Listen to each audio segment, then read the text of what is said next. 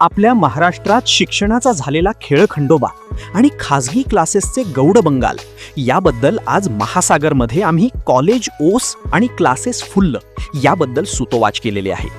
समाजसेवी मंडळी आणि विविध क्षेत्रातील विद्वान पेटून उठतील काय, हा आमचा अत्यंत साधा सवाल आहे. शिक्षणावर सरकार 1,00,000 कोटी रुपये खर्च करते, मग शहरात खाजगी क्लासेस चालवणाऱ्या संस्था कशा फोफावलेल्या आहेत? आता तर लहान लहान शहरातही हे लोण पसरलेले आहे. पूर्वीच्या काळी म्हणजे साधारण 25-30 वर्षांपूर्वीपर्यंत मुंबई, पुणे वगैरे ठिकाणी हे क्लासेस चालायचे. नागपूरसारख्या शहरातही थोड्याफार प्रमाणात हे शिकवणीचे क्लासेस दिसत. पण हे सर्व असल्यावरही तेव्हाचे विद्यार्थी कॉलेजमध्ये जात असत, त्यांची तेथे हजेरी लागत असे.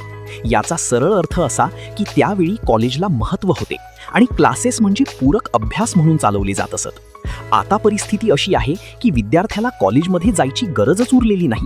विद्यार्थी कॉलेजमध्ये गेला नाही तरी त्यांची हजेरी सहज लागते. प्रत्यक्षात शिक्षण देतात ते खाजगी क्लासेस. ही परिस्थिती सामान्य स्थितीतील विद्यार्थ्यांना किंवा त्यांच्या पालकांना कोणत्याही परिस्थितीमध्ये परवडणारी नाही.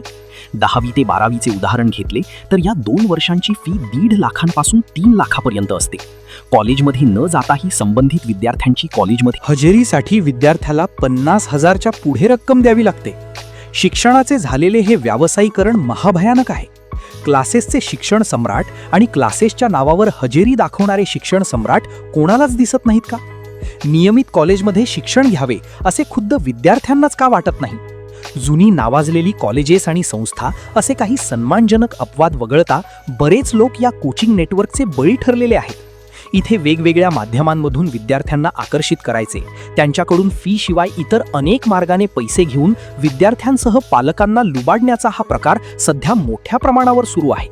अनेक तथाकथित प्रतिष्ठित क्लासवाले सध्या नीट या पेपरफुटी प्रकरणात समोर येत आहेत. सभ्यतेच्या नावाखाली अत्यंत आदर्श वाटणारे मास्तर आणि मास्तरण्या केवळ पैशासाठी किती खालच्या पातळीवर जाऊ शकतात हे आपण रोजच बघत आहोत. मोटेगावकर नावाचा नावाजलेला मोठा मासा पेपरफुटीबद्दल 2 वर्षांपूर्वी अरण्यरुदन करीत होता. तोच आता चक्क आरोपी झालेला आहे. केवळ नमुना म्हणून आम्ही हे नाव घेत आहोत, कारण यापूर्वीच्या शिक्षण पद्धतीमध्ये अत्यंत कमी खर्च करून मोठमोठी नावाजलेली व्यक्तिमत्वे शिकून सवरून मोठी झालेली आहेत. मग आता या लुटारू क्लासेसचे जे पेव फुटलेले आहे त्याला आवर घालणे कुणाचे काम आहे? सरकार तर शिक्षणावर 1,00,000 कोटी रुपयांच्या वर खर्च करते. मास्तरांना किंवा प्राध्यापक म्हणविणाऱ्यांना 1-1, 1.5-1.5, 2-2 लाखांच्या वर पगार मिळतो. तेवढा किंवा त्यापेक्षा थोडा बहुत कमी पगार मिळत असलेल्या क्लासेसमध्ये विद्यार्थी समाधानाने शिकतात. हल्ली कॉलेजचे काम केवळ हजेरी देणे एवढेच उरलेले आहे. काही वर्षांपूर्वी हे प्रकार केवळ मोठमोठ्या महानगरात होत होते. आता महानगरे सोडून छोट्या छोट्या नगरात खाजगी क्लासेसचे नगारे वाजत आहेत.